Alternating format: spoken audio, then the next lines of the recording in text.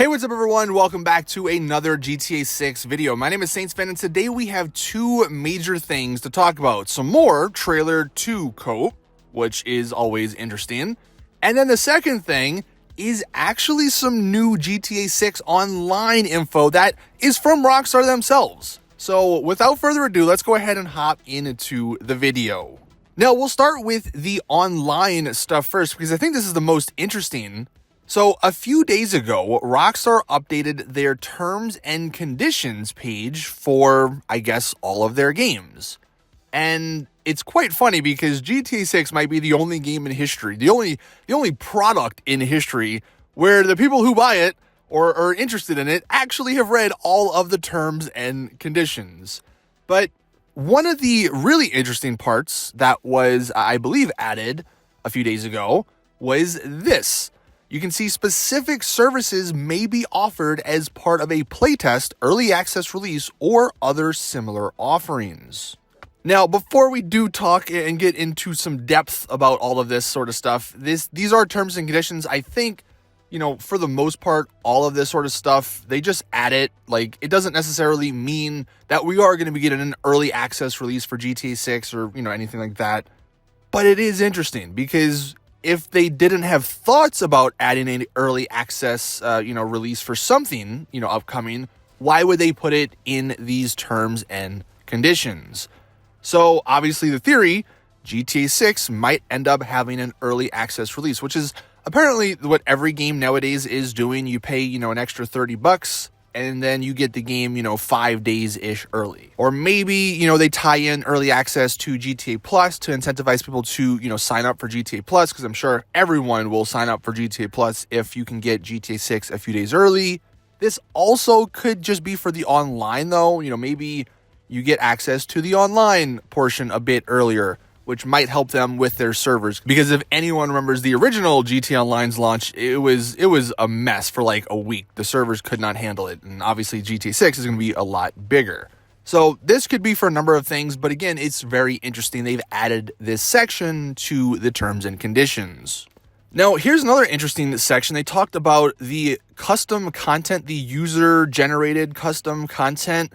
And look, obviously these terms and conditions are very long. We're not going to go over every single thing, but one of the interesting parts in this section, the custom content section, they do actually give examples of what could be done with this custom content. You can see you can use it to create custom levels, maps, in-game assets, designs, apparel, characters, liveries, courses, games, and other content based on, I guess, whatever Rockstar provides. So again, like the first one, this doesn't necessarily mean all of this sort of stuff is going to be, added to the GTA 6 online, tool creator or whatever it is, but there's a reason they have this stuff in the terms and conditions, because again, they probably thought about it, which, some of this stuff is pretty cool. Like if we can create custom liveries, that's something that was in the original Midnight Club games, and I used to love that feature in that game. So it'd be awesome if we had something like that in GTA 6 Online. But yeah, all the other stuff, designs, apparels, maps, custom levels, etc. So really cool if that is what we end up getting in GTA 6 Online. Now, another section, which I've seen people, kind of hate against, and I think justifiably so, because most games don't do this right, auto-generated players. So the last sentence, to ensure that you have available participants at the right skill level, some of these teammates or matched opponents may be computer-controlled entities that appear and are intended to play like real players. So it's AI characters in these, missions or whatever the case may be. I think this, if done right, could be good, simply because, like, for me on PC in GTA Online, if you ever want to play a race or an adversary mode, you're never getting a full lobby, not even close. Like, you might get a couple of people at max. Well, if they have these AI characters that, participate in the races if you can't fill enough people, or in some of the adversary modes that you can't get enough people, I think that could be a good thing. But of course, none of us want, free roam to be filled with AI NPCs. That's just, it's no fun. So yeah, hopefully that is done right. But again, they've added this to the terms and service. So why, I guess, if they don't plan on doing something with it? And then the final thing, I think maybe one of the more interesting points, they do have a section about virtual items.